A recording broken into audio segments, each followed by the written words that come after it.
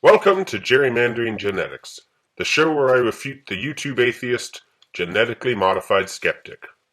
In this episode, Mr. Modified tries to poison the well by basically building a straw man and trying to convince you to use it yourself, so other atheists can burn it down, or even other Christians who aren't so gullible. Let's begin.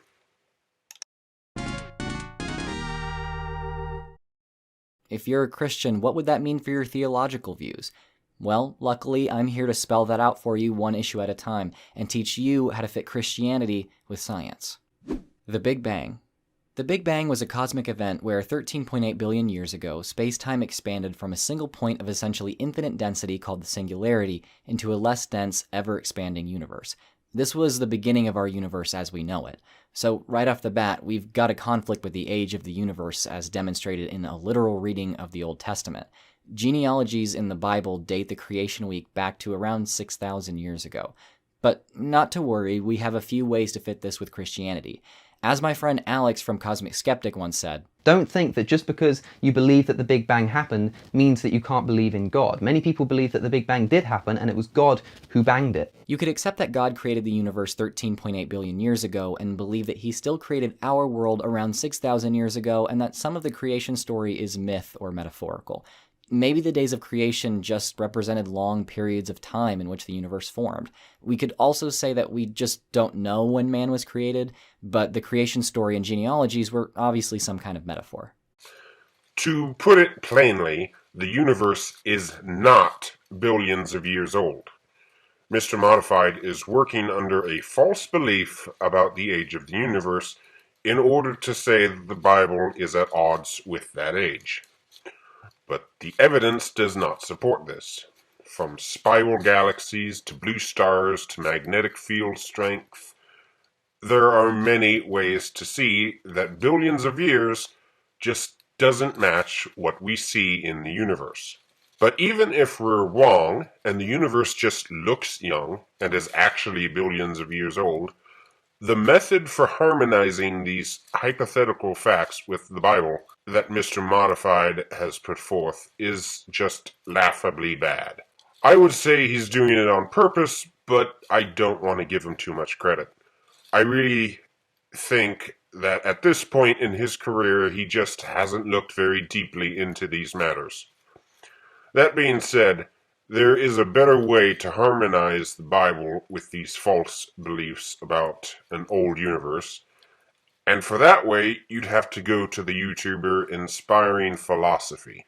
I won't go into detail about what that way is myself because I reject it, but Inspiring Philosophy has the best arguments for harmonizing the facts of the Bible with the false claims of billions of years and evolution. He's wrong, obviously, but it's still the best. And before I move on to the next clip, I want to point something out. Notice that Mr. Modified used a clip of Cosmic Skeptic to say that there are Christians who believe God used a Big Bang. This is odd to me because Mr. Cosmic was obviously paraphrasing Frank Turek about God using the Big Bang. But instead of going to the source and showing Frank saying his famous line, he decides to show Mr. Cosmic saying it. So this means one of two things to me. Either, as I said earlier, Mr. Modified hasn't looked too deeply into these matters, so he hasn't heard Frank Turek, so he didn't realize that Mr. Cosmic was quoting someone.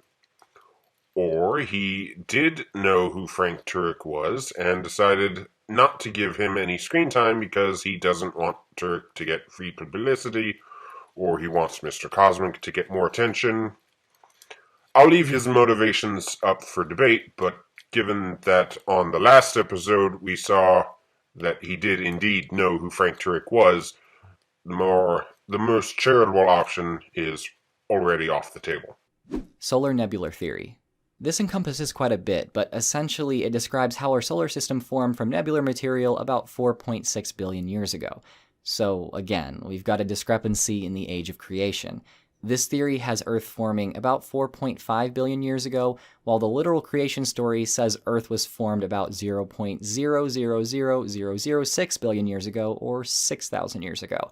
But metaphorical interpretation already covers this, right? Well, it gets more complicated with this. The order of creation of celestial bodies in Genesis 1 doesn't match the order in which they formed as determined by science. Science tells us that the stars came first, and then the sun, then Earth and other planets in our solar system. Genesis 1, on the other hand, says that an empty Earth came first, then light, which determines day and night, then the seas and sky, then land and vegetation, and then the stars, the sun, and the moon. So it's obvious that the creation days can't just represent longer periods of time and still mesh with science. I mean, not only does the biblical creation of the heavens happen out of order, but it also says that day and night came before the sun, and we know that the sun's light is what illuminates the day. Genesis also says that plants came before the sun. It doesn't matter how long, any time away from the heat that the sun provides would kill plants right away.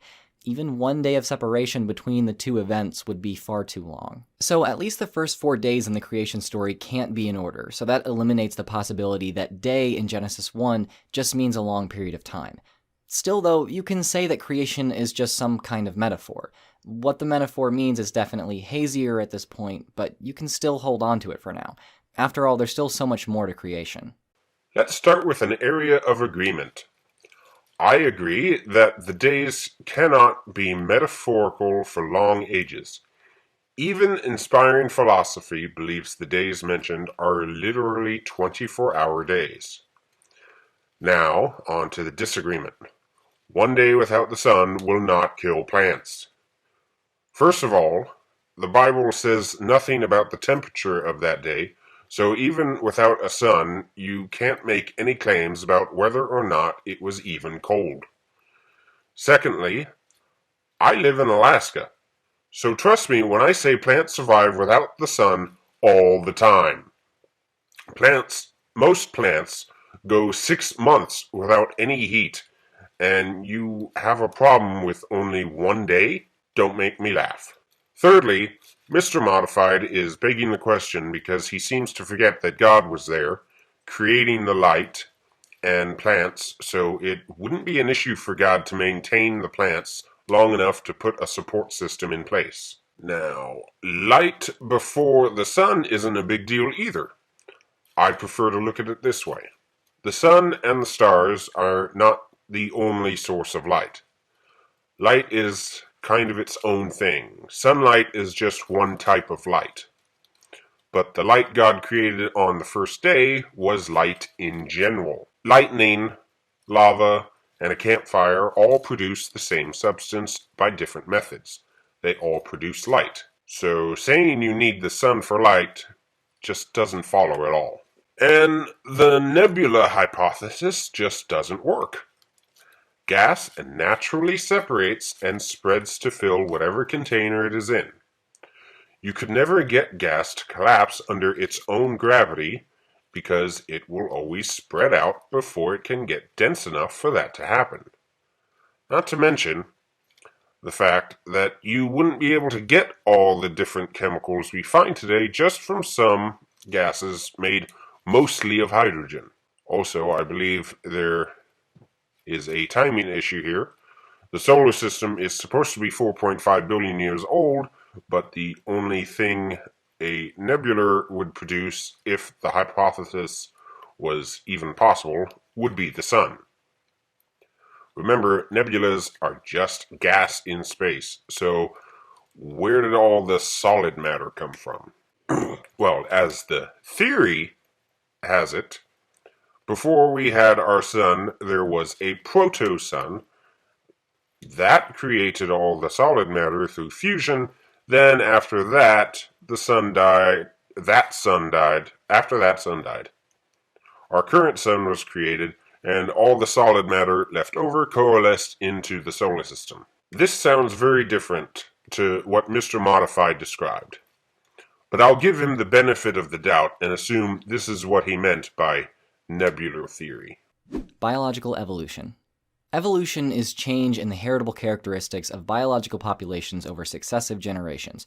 Basically, the theory of evolution explains how biological organisms change over time, ultimately from organisms which existed long ago into the organisms we see today. The theory pretty well explains how humans developed, that being from an ape-like ancestor from Northeast Africa over a period of several million years. Yet again, we're faced with something that conflicts with the literal creation story. For life to exist in its current state according to the theory of evolution, things must have been evolving for quite a bit longer than 6,000 years. The bigger issues, though, have more to do with the human side of the creation story. So, I want to focus on the bait and switch here, or in other words, the equivocation fallacy. Mr. Modified is equivocating on the word evolution. Though, to his credit, it is a seamless transition. He is equivocating speciation with universal common descent. It's the classic mistake of evolutionists of saying, if you just keep adding small changes, it will eventually make a big change. But the kind of changes you need for universal common descent cannot be reached through successive small changes. Aron, could you explain to me when the first humans evolved? Well, it depends on what you call a human. Most people would consider only Homo sapiens sapiens.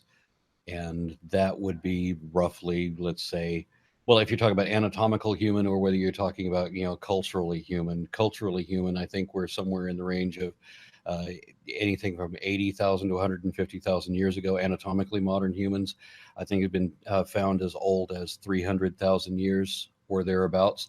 Of course, when you talk about when anything evolved, so you're like looking for when was the first human. A lot of people get confused about that because there's a gradation scale like that you can look up online that runs between blue and red, and it's just a continuous color pattern, and you have to go to every little increment that you can think of exactly where does blue become red. And it's much like the same thing with the evolution of people. I mean, you could watch every generation for the last 500,000 years and you would never be able to identify the first human. There'd be no way to tell. You could get within a range of, several dozen generations or so, these were the first people, but you could never identify the first person. That's impossible.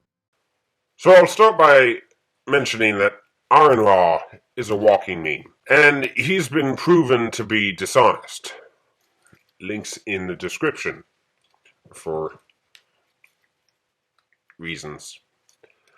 So he is not a good source of information.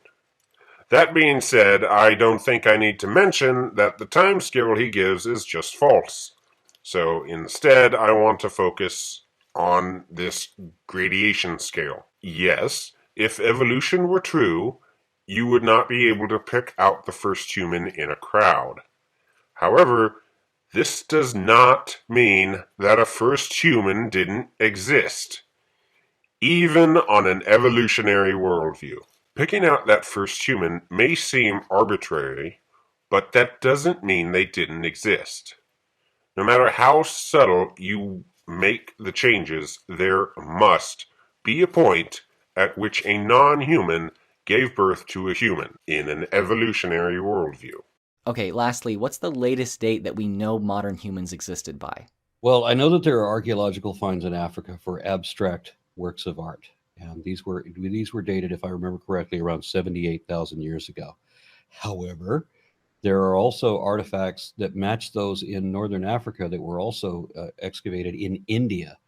So we had people making arrowheads and spearheads and such of the same type that are already off the African continent. They're already in the Indian subcontinent, so to speak. So how much further could they have gotten? If we go to the latest possible date, then we've got almost two different origins at the same time. It's like they would have appeared in Africa and then immediately sent somebody over to India.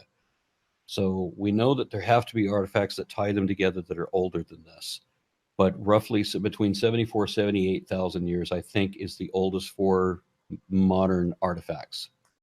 Assuming, for the sake of our argument, that the Earth was actually old enough to support those dates, and that those dates are accurate, just because you find artifacts in two separate places dated the same does not mean there are artifacts older than them. For example, say you find two arrowheads, one in Africa and one in India, and you date them to the same time frame. This does not mean arrowheads existed before that date. That could very well be the date in which arrowheads were invented, and they could have been invented at the same time by different people. People can exist and travel without leaving an archaeological presence. But of course, his dating method is all screwed up anyway. Thanks, Aron. Given all this information, the decided metaphor in Genesis 1 becomes even hazier. With humans evolving in countless places, it's apparent that no literal Eden existed for the supposed first humans. Women were not created after or from men. There was no time where death didn't exist, and there was probably no single act which triggered the fall of mankind. This necessitates that the view of original sin and its origin change. Okay, first, even on an evolutionary worldview, you have not proven that humans evolved separately. Finding artifacts separated by distance, but not time, doesn't prove that humans didn't migrate before creating said artifacts. Second, I suppose his denial of Eden stems from his previous statement that humans evolved separately, so I've already dealt with that.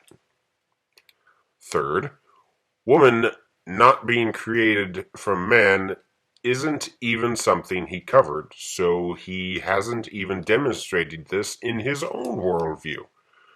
So he's just begging the question here. Fourth, again, even on an evolutionary worldview, this is false. Death did not exist before there was life capable of dying. So there was indeed a time when death did not exist. Now, if he wants to clarify and say no time after life started, well then again he's begging the question. He's assuming the evolution story is true in order to prove ideas based on evolution are true. Fifth, this one is interesting. He says there are probably no single act which triggered the fall of mankind. This makes it sound like he believes that there was a fall, which is just the opposite of what you get from evolution. But beside that, it's clear he's again working under the false assumption that humans must have evolved separately, which has not been shown.